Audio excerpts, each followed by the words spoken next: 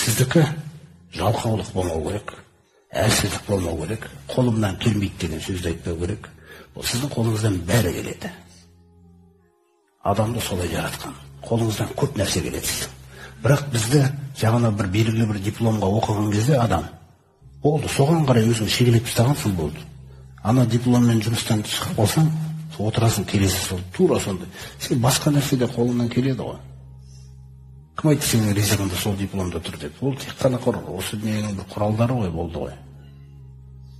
Ризық Алланың өзінде, өзінен келеді.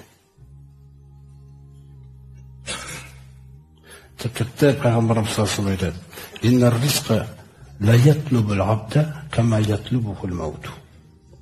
Өлім сені өз күніне күтіп тұрғандай дейді. Қараңыз, ризық сені күнде күтіп тұрады дейді. Күнде.